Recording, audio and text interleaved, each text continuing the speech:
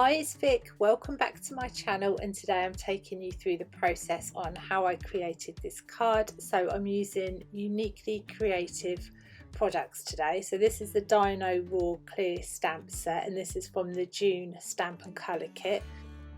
So I've got my Copic friendly card, and I've got my Memento Tuxedo Black ink, which you will need to use if you're going to be using Copic markers. So I'm doing some bulk stamping today, so I think I stamped these images out a couple of times, and then anything that I didn't use for my card today I've just placed aside, and then they're ready to pop onto a card for when you next need to make one. So I'm just quickly going through my Copics and I'm just colouring in all the images and the dinosaurs. Absolutely love this kit. I love the dinosaurs, they're so sweet.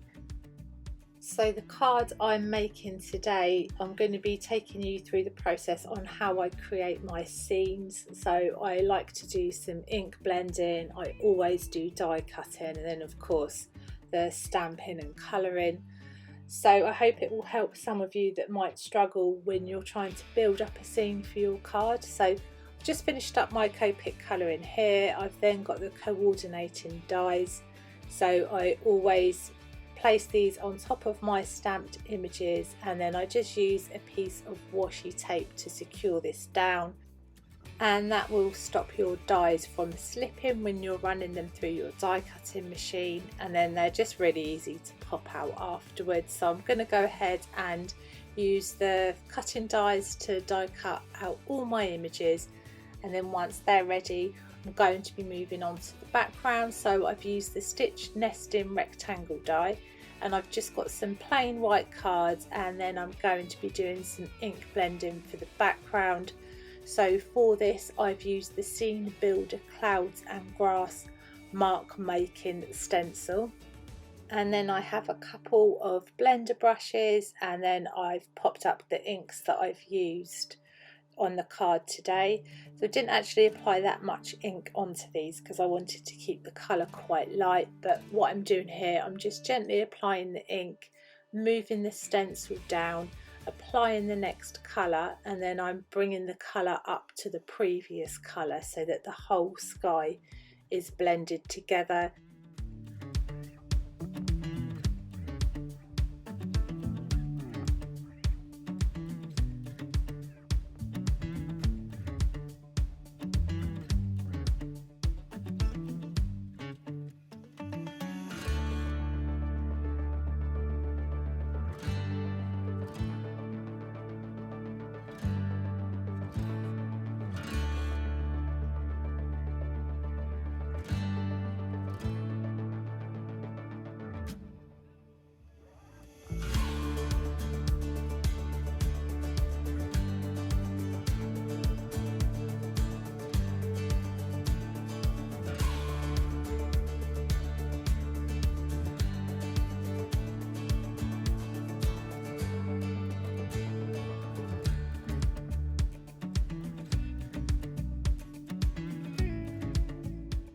Next I have got the Scallop Nesting rectangle die, and then I'm going to go ahead and die cut this using some of this beautiful purple cardstock. And I love the colour of this purple, and I think it just brings out all the inks so lovely, so that's why I've chose that colour. Next I've got my card base ready. It's just an A4 piece of card that I've cut in half and then scored. And now I'm using the foam mounts just to apply my images down onto my scene. And for my sentiment, there's a cut apart sheet that comes in the kit, so I've used the die, the Essentials 5 die for this. If you're not familiar with this, on your cut apart sheet there's two little square pieces at the top that are in grey, and you line that up with the die like I'm doing here. And again, I'm just using washi tape to secure this down, and then this will die cut all the sentiments out at the same time. I love this die, it's so fun to use. And then you can also use it just for a cover plate die or a background die. It's a really handy die to have. Next I'm going to be putting my card together, so I'm using them foam mounts to apply my sentiment down.